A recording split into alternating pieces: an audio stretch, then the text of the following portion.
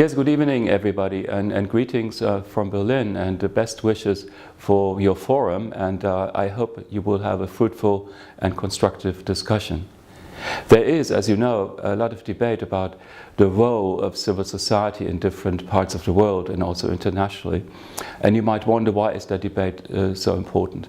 If you look at what a government can do and what the market and business can do, you would find out that they can do a lot, but they cannot do it all. And we need civil society to step in and help government and the business community complement their task, which means that sometimes civil society has to push governments and to take up issues that normally would not be heard, and sometimes civil society institutions have to point a finger at certain practices in the business community.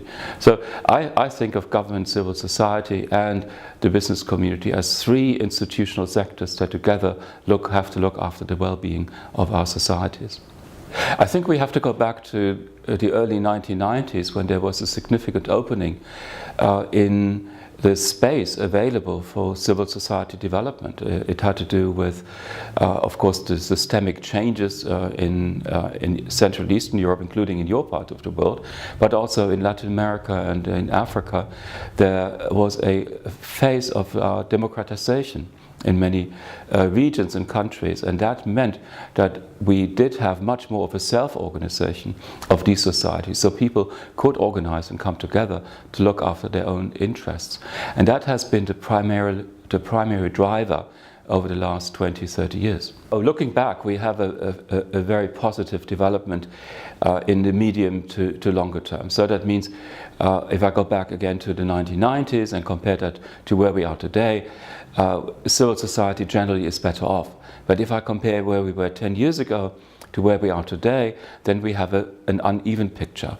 There are very few countries around the world where the space and the development of civil society is progressing in a positive direction. Very often we do have a stagnation, even sometimes a slight erosion in the space available for civil society. So generally, if a country opens up and gives more space to civil society initiatives, we see a positive development. In a country closes down, for whatever reason, civil society shrinks. So one country where civil society is shrinking is definitely Turkey. Right? And another country where civil society is expanding and would be Argentina, and would be Brazil. So you have to look closely at what the conditions are in a particular country to say what is going in a positive and what is going in a negative way. Germany has a very, very well-developed civil society, and it has, you might say, settled relations with government and the public administrations and the business community. The problem with German civil society is that it has become a bit docile. You could say that there are elements of it that depend very much on government funding, and they are under extreme pressure to commercialize, particularly in the delivery of social and health and educational services. But then we have very positive developments. For example, the migration crisis in 2015, 2016 was managed in this country rather well because civil society stepped up and helped the migrants coming into this country. Well, it's a process, and I think you have to start with mutual trust, and you have to start with a mutual understanding of what the respective roles are of government and of civil society. In many countries around the world, we have very often a misunderstanding that civil society is anti-government. But it's not at all the case. And very often government thinks of civil society as the opposition, or almost as those people who make life difficult. But I think both governments and civil society can benefit from each other if they, as said, understand their role.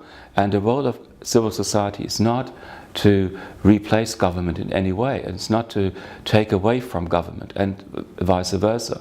Right? But they have to understand their strength and their limitations. The strength of government is that government has resources, And if government has democratic legitimation, it can use these resources for the best of a society at large. Civil society is much closer to the ground and knows better very often where the problems are than government. So if you have open communication lines between government and civil society, everybody's going to be better off. But it requires a minimum of trust and a minimum of mutual understanding.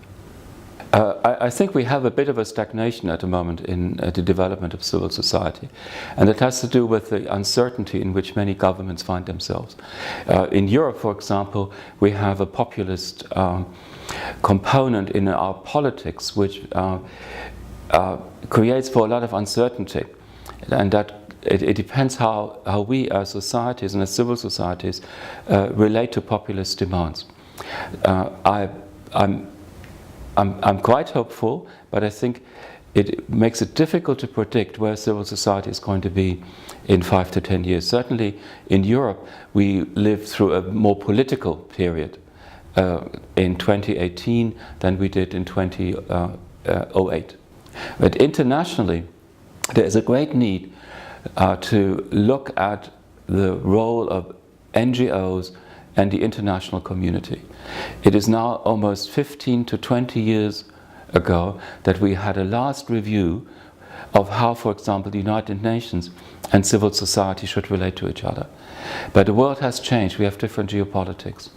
The rise of China and the tensions in the Middle East, the migration crisis, many other issues around global warming and climate change require that we bring civil society more fully into the way in which we want to solve global problems.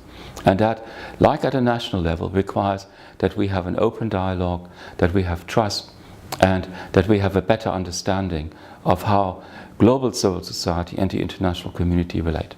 Well, I wish all of you and the delegates a very successful and a very productive meeting, and I very much hope that I could be with you, but let me promise that I will be there next time. All the best and goodbye.